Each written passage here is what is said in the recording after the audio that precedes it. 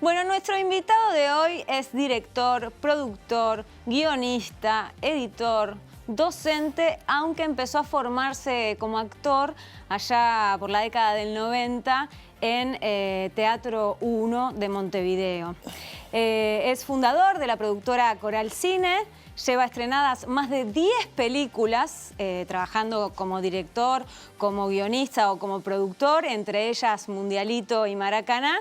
Y el jueves pasado se estrenó su nueva y polémica película documental, Sangre de Campeones, que dirige junto a Guzmán García. Sebastián Bednarik, muchas gracias por estar esta noche en Después Vemos. Gracias, ¿cómo están? ¿Cómo va, Seba? Bien, muy bien. Bueno. Muy bien. Me gustó eso de polémica. Sí. Nunca pensé que iba a ser una película polémica. Y yo le decíamos con Guzmán García, codirector de Sangre, dijimos, bueno, después de esta vamos a empezar con toda nuestra etapa iconoclasta. Pensábamos que era después de esta, pero bueno, ahora Le llegó antes. Se ve que era ahora. Ya llegaremos a esa polémica que amerita ponerla sobre la mesa o sobre las mesitas en este caso y conversarla. Pero empecemos por tus inicios en esto del entretenimiento, por englobar todo lo que haces en algo, del arte, Sí. del espectáculo. Me gusta más el arte. El arte. Empezaste como actor, arrancaste con esto de Teatro 1. ¿Fue lo primero que quisiste ser, actor? ¿Fue tu primera vocación? Sí, creo que en ese momento, que tenía 15, 16 años, no sé si fue una vocación o fue un manotazo ahogado en una vida muy dispersa que llevaba. Y ¿Estabas muy desbundado, Sebastián? estaba muy desbundado, pero además, Y dijiste, voy a justamente hacer teatro. desbundado, claro, dije, y aparte ¿en dónde? En Teatro 1, que era Y lo casa peor del es que después teatro. te das cuenta que el teatro no tiene nada de desbundado, Claro. al contrario. Pero Claro. ¿cómo será, perdoname, nos dejás boqueando, cómo será la cosa que para bajar el nivel de desbunde te metiste a Teatro Hacer 1 teatro. con Restucci y Cherminara? Total, que en ese momento era Cherminara. A mí me rompe la cabeza una obra de teatro que llevan a Casa del Teatro, el tío César la Bella, que se llamaba Mamita Querida, que eran Urdapilleta y Tortonese, y fue, para mí era total, bueno, para mí y para todo el mundo, totalmente antiteatro lo que hacían esos tipos en escena. ¿En qué sentido? Porque era un under donde justamente a lo que venía, o sea, lo que era la cartelera montevideana en ese momento, esto era totalmente como rupturista, digamos, por los personajes, por la obra, por lo que hacían, cómo se metían con el público, desde el lugar que lo laburaban, que de hecho era como una especie de travestismo teatral. Y eso, en una mente de 16, ahí capaz que eran 17 años, que yo ya venía estudiando, dije, yo quiero hacer esto. Y me puse a escribir una obra que era una copia de esa obra, que se llamó Amenaza de Muerte, con dos compañeros que estaban estudiando conmigo, que eran Arturo Restucia, hijo de Alberto, y Charlie Álvarez, que en ese momento no hacían, trabajaba en la Ciudad Vieja, despachante de aduana o bueno, en ese mundo, y era vecino de Arturo Restucia, y bueno, se había metido ahí a hacer teatro, y después hizo una gran carrera en carnaval, y hace teatro hasta ahora. Y bueno, ahí como que arranqué, y después que me puse a escribir, ahí empecé como a estudiar de nuevo, o a hacer talleres, o a interesarme en diferentes aspectos, en ese momento la dramaturgia y la actuación. Bien. Bueno, y en el 99 además ganaste el premio Florencio como revelación, pero por dirigir ¿Qué pasó con BN? Que era un unipersonal de Verónica Perrota que habían escrito.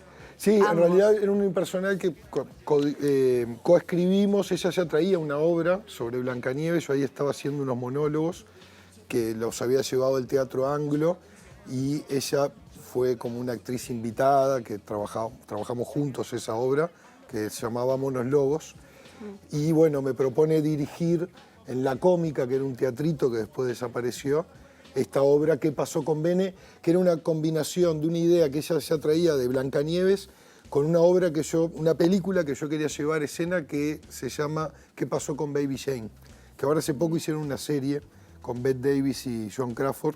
Yo tenía como la idea de llevar eso, entonces hicimos como una conjunción y armamos ¿Qué pasó con BN?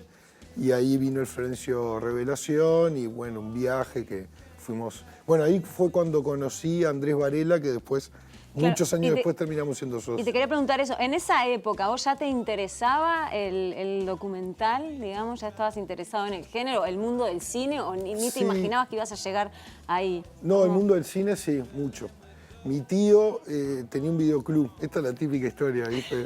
Mi tío tenía un videoclub. Pero es así. De hecho, el video, el Vic de Ronald Meltzer, mi tío era socio de Ronald y en un momento se dividen y Ronald sigue con el Vic, pero también trabajaba justamente un perfil de películas de autor y me interesaba no el documental en ese momento, sino el cine y me comía todo Woody Allen, iba por autores.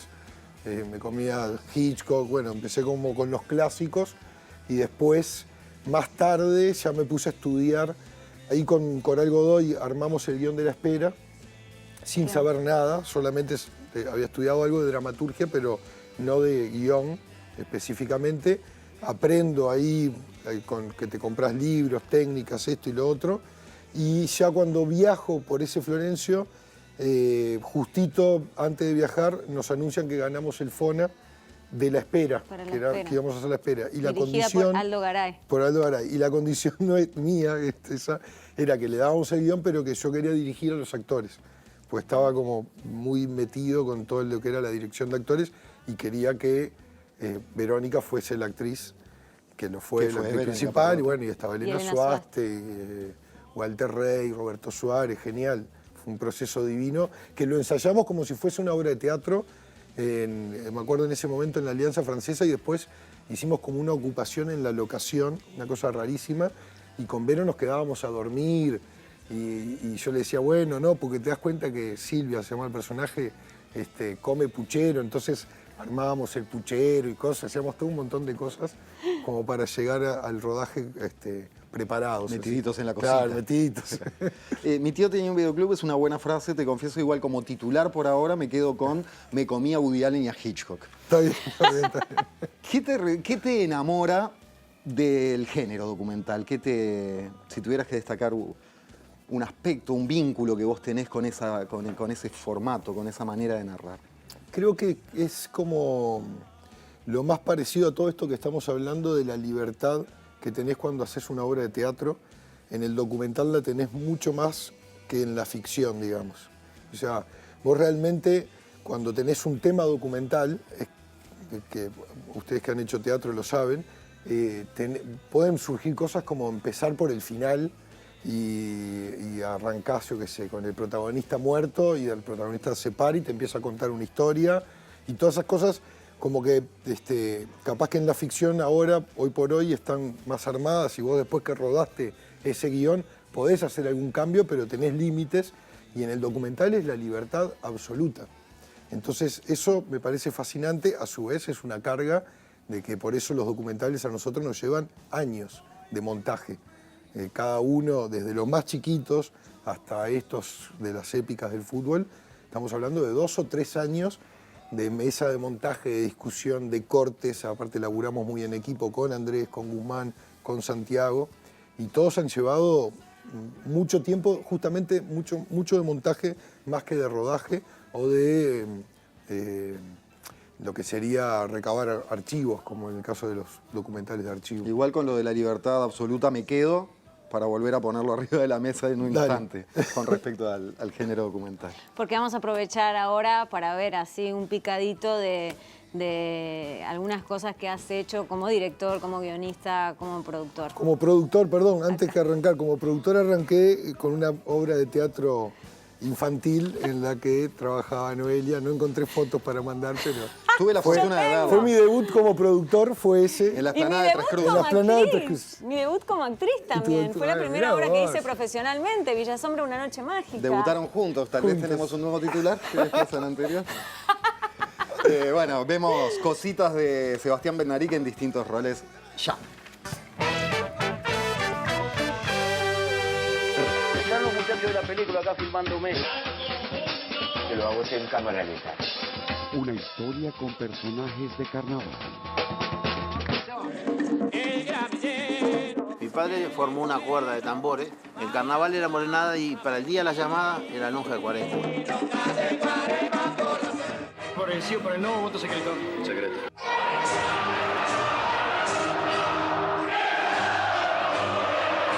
jugando acá en casa con un estadio lleno y los momentos terribles que estaba viviendo el país, nosotros no lo podíamos defraudar.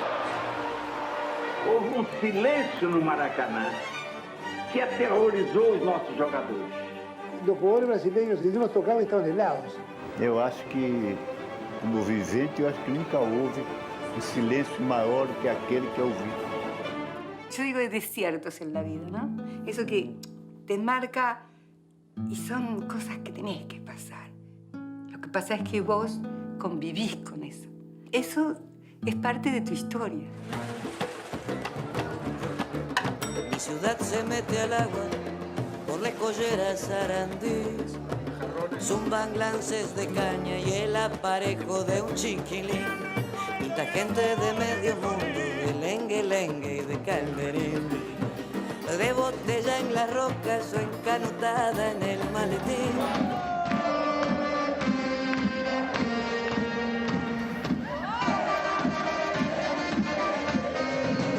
Carbonero soy, tengo caldera, y seré la vida entera, y seré la vida entera, y seré la vida entera.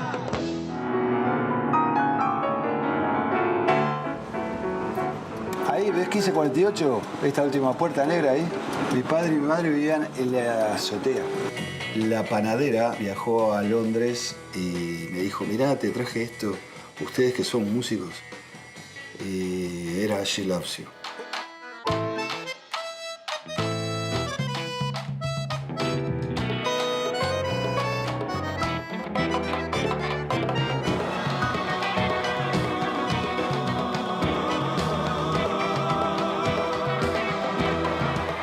La selección es como el símbolo más importante que tenemos de patria. Y son los gladiadores del pueblo.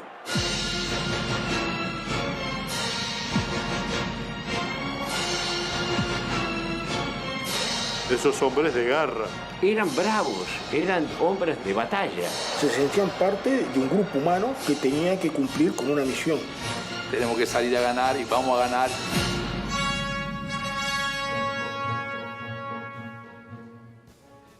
Y ahí enganchamos en Sangre de Campeones, Sebastián. En la avant-première habla Tilio Garrido, después suben a hablar ustedes.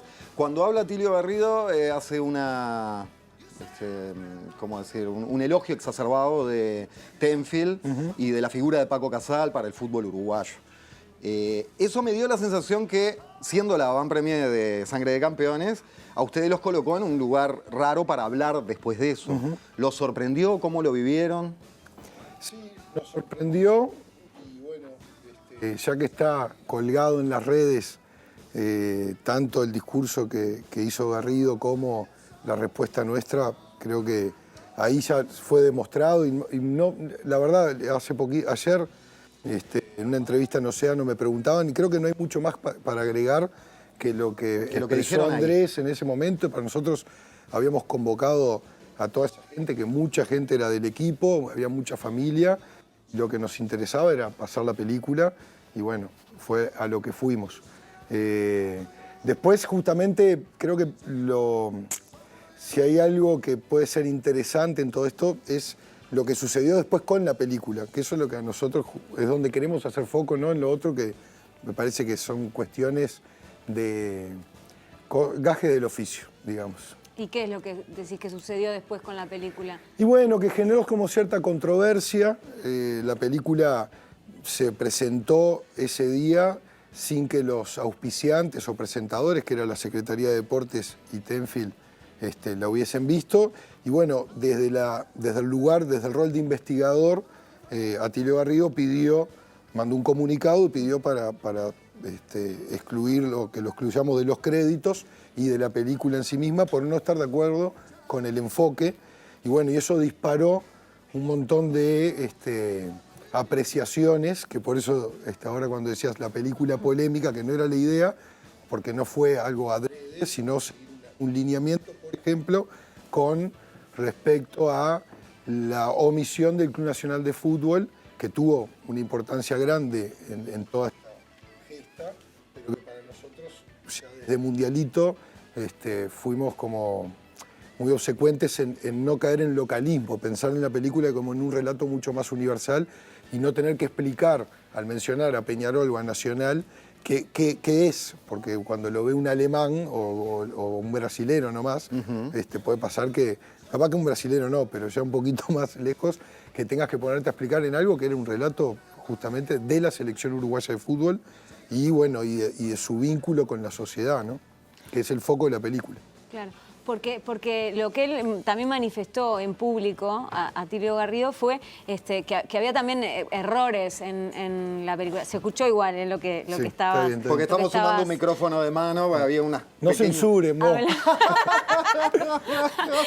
Porque él en un momento manifestó, ¿no? Lo de habla de la grave dimensión de comunicar que la primera final de Ámsterdam en 1928 entre Uruguay y Argentina terminó 0-0 y errar en la adjudicación de los goles en la segunda. Sí. ¿Vos qué y te sí, parecía bueno, al respecto? por suerte ahora en la era digital son errores, se llegó a la Van Premier con ese error, que al relato y a la trama no le cambian, porque fue la primera final que juegan en el 28 Argentina y Uruguay, se empata. Nosotros en la voz en off se dice que el empate fue a 0 y en realidad fue 1-1 y nos quedó pelado, nos quedó como pelado, le decimos nosotros en la carga de edición, nos quedó digamos como la referencia al gol ese, nos quedó en la segunda final con Petrone, que no fue el autor de ese gol. Pero son detalles como te puede pasar en un libro, que lamentablemente en los libros a veces no podés cambiarlo porque tendrías que hacer todo el tiraje. Ahora hay unos libros nuevos de la selección que tienen algunos de esos errores. Y bueno, ¿qué pasan? A nosotros, al tener el control de las salas y poder inmediatamente corregirlo, se pudo hacer, pero bueno, sí. ¿Se pudo corregir? ¿Decís? Claro, se pudo corregir. Ya está. Claro, ya la película que ahora, la que está en cartel ahora, está bien, no tienen esos errores. ¿Putearon en colores cuando saltó? Imagínate, no podíamos creer, porque aparte era como, viste, como que te hagan un gol bobo. Exacto, es comerse un gol. Es verdad. Porque lo llegamos a tener editado el 1-1 y en la dinámica, o sea, una película de estas tiene como varios equipos y se hace, no se hizo toda dentro de Coral. Tenés por un lado toda la parte de color y de restauración que lo hizo Germán Nochela con un gran equipo ahí en Color se llama la productora. Después el sonido que se hizo en el estudio de Márquez Post, también se labura, que es en otro lugar, es otro espacio físico, y en Coral la edición. En esos vaivenes se nos quedó ese off. El 0-0. Listo. Otra cosa de la segunda que queremos marcar, tomamos 2 puntos del comunicado de Garrido, es que queda en la película como que Uruguay le ganó de pesado la final del 30 a Argentina, con clima muy hostil en las calles y en el entorno del estadio y etcétera. Y él dice que eso es una idea que fue fomentada desde Argentina por el diario Crítica para crear descontento popular y preparar el golpe de estado del general Uriburu a Hipólito Yrigoyen, y que la película se hace cómplice de eso de alguna manera. Frente a eso... Y eso ya es como una interpretación desde el espectador. Ustedes estaban, no estaban en la noche. No en la Van Premier, vimos la función de prensa, por cierto. La película está muy buena, felicitaciones. Gracias. Dicho de pasada. No sé, yo puedo contestar lo que yo quise mostrar, pero capaz que ustedes también, como espectadores, pueden decir si eso es algo que quedó así entendido o no. A mí por ahora me han llegado diciendo, bueno, pero tampoco, o sea, se muestra la sociedad uruguaya que por un lado es pacífica y el campeonato corre pacíficamente y de hecho hay silbidos a la propia selección en el primer partido por el desempeño, y después se muestra una trifulca antes de la final que sí existió, no está solamente en el diario Crónica, ahí están los otros diarios, de hecho hay cosas que nosotros omitimos por no tener las imágenes o por no recaer o remarcar algo, pero el barco que trae a los argentinos, el último barco, quedan callados, se dice que por niebla, y quedan encerrados en el puerto, y de hecho hay una gran cantidad de argentinos que llegan tarde, que llegan con el partido ya ganando Argentina 2-1. Y también eso generó disturbios en el puerto y del camino del puerto al estadio, disturbios de los propios argentinos. Y bueno, y existía una tensión fuera de la cancha que está en los diarios desde antes de la final. En la final se acrecienta.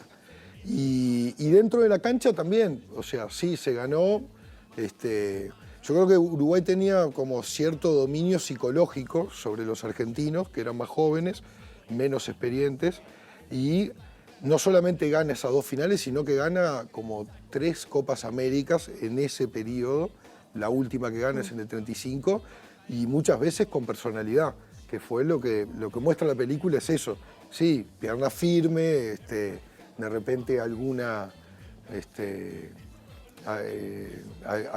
amenaza, pero como pasa en una cancha de fútbol, que viste, bueno, si llegas a pasar de nuevo no pasás, y bueno, eso en esos tiempos más aún pasaba, ¿no? Sigue pasando hasta el día de hoy. Sebastián, capaz que pecamos un poco de cómo vimos la película, explicar capaz que un poco más sobre de qué trata la película para los más despistados o los que no estuvieron, no la vieron o no estuvieron viendo la polémica en estos días.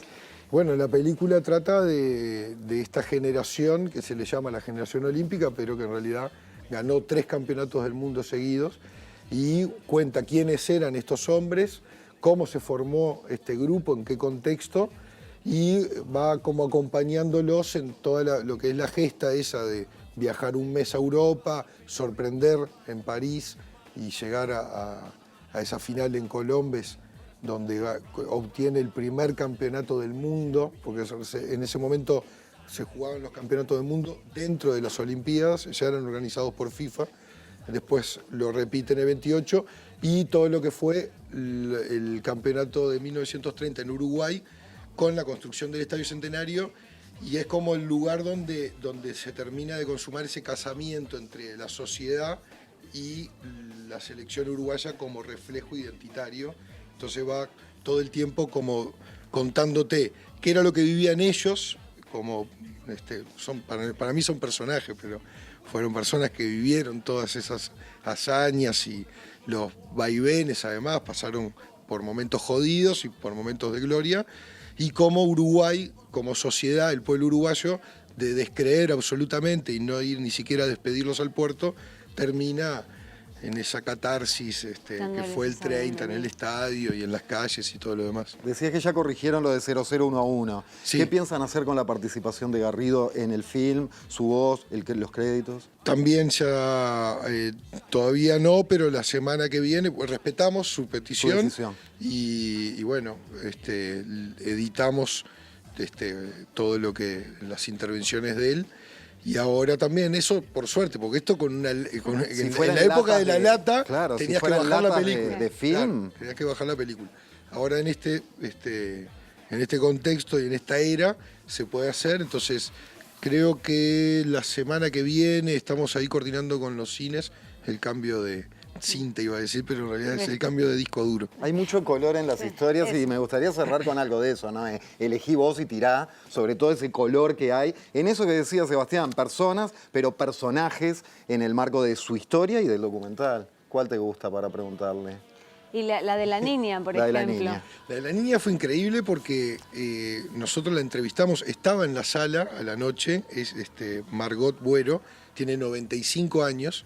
Nosotros hay muchos de los testimonios, sobre todo de los protagonistas, que llamamos actores y interpretan la voz de Scarone, de Nasasi o de Petrone, o sea.